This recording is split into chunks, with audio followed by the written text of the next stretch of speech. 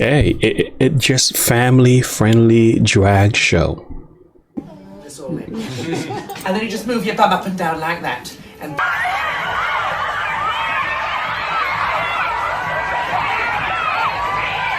Yep. Word that defines that, it's groomer. Yeah. You all played the activist pimp for an aligned surgical center and for a 21 plus gay bar. I'm gonna resign. Hello friends, welcome to Look and Live. In this video, we are going to listen to parents pushing back against some of these drag shows that are happening in their schools where they are paying taxes to individuals in responsible position to look out for the welfare of their children who have failed them miserably. It's about time that parents start speaking out. For those of you who do not know, this trend of drag queen, before we listen to the video, this stuff has been going on for a long time. So this is an old video. What you see here, this is not a drag queen, this is a pole dancer in front of children.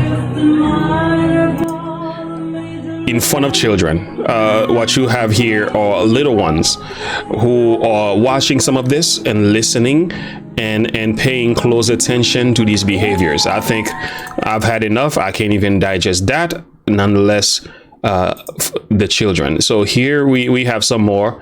This is more children and another drag queen again. Yep, there you have it.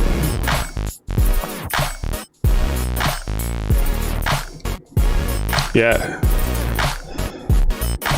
this is what our taxpayer dollars are supporting for these young children. In this one here, this drag person is teaching the kids how to twerk. Yeah, there we go. know how to twerk. It's all in. And then you just move your bum up and down like that. And that's twerking. This is just wrong. Yeah, there you have it. Learning to know how to twerk.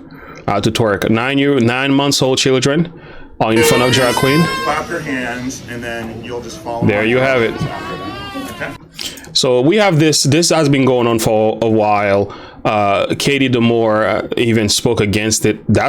He's a drag queen also, but somewhat is against the grooming that's happening among the drag queens. Get them involved in drag is extremely irresponsible on your part. I did a whole video to that one as well. But what you're seeing here, this is a prevalent move.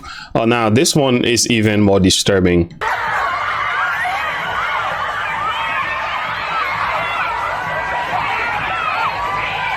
Yep. Drag should be an all ages thing, and some people consider it provocative. It's not inappropriate. Most people seem to walk away having a good time. Yeah, start them young, right? And they are eating little children. Start them young. Okay, so you get the point. This is happening. Children are being groomed. Some are young, some are becoming drag themselves. They're buying right into it.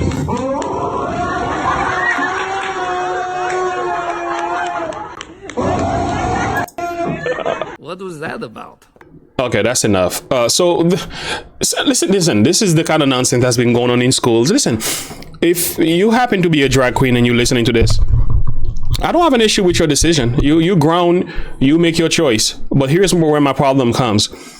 When when a drag queen who's supposed to perform for adults, who makes their decision and adults goes and listen to what they do and being somewhat entertained by them, that's between you and those grown adults who chooses to do just that. And I don't care. That's between you and them, and God is the judge. I have nothing to do with that.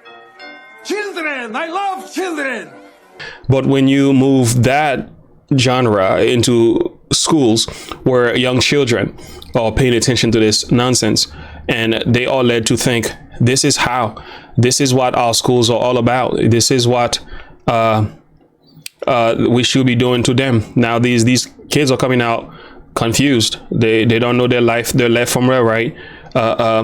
Story hours and so on with drag queens, and we have, hey, this is a stripper. dancing on the pole in front of little children. There you have it. This is how far we've gone. You think you are? So when it gets into this point, this is where I myself have an issue, and many others are raising their voice in protest. So what you're about to hear right now is a mother who has the guts to speak against this stuff. And I love her perspective, to be honest with you. And I think it's about time that parents say enough is enough. We can't just sit there and watch this happen to our children.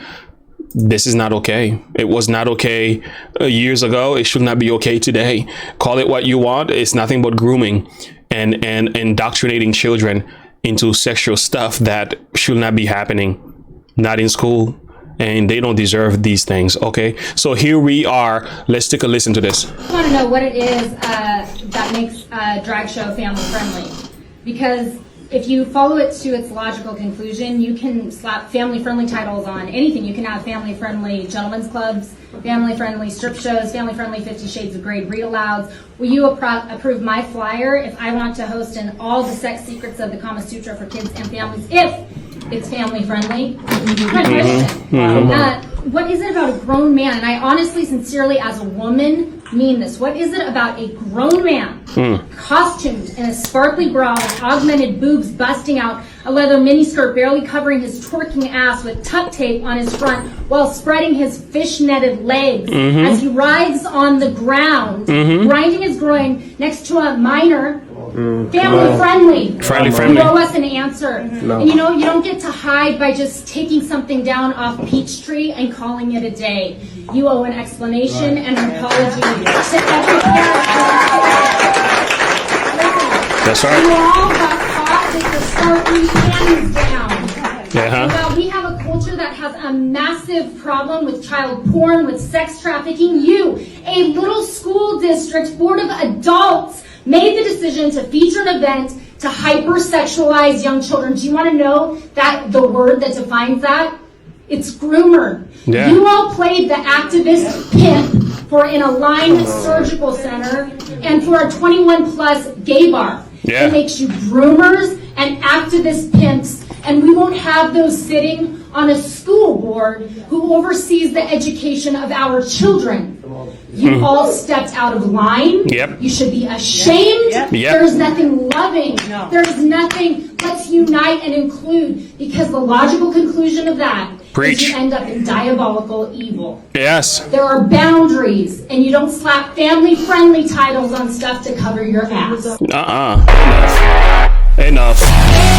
Yeah, you done heard it. This is the truth, man. And this is what it takes. It takes guts. It takes parents with courage who are loving their children, who are willing to challenge the evil in his face. If you do not do it, I'm telling you, this stuff is going to be so widespread. Oh, my Lord. And these kids, oh, have mercy. Have mercy. Somebody got to speak for them. Say something, you fool! Say something! These innocent children who are impressionable, whom God has given to us to care and love. If we don't speak for this for them, God is going to hold us accountable.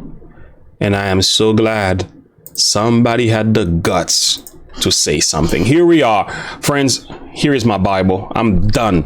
Here is my Bible. She done preached. I don't need to say anything else. I'm just going to give you my biblical side of the story, and we're going to wrap this thing up. Psalms 94 verse 16. Who will rise for me against the evildoer? Look at God's question. Who is going to do this, right? Here is the challenge. Who will rise for me against the evildoers? Who will stand up for me against the workers of iniquity? The challenge is like, anybody gonna stand for God?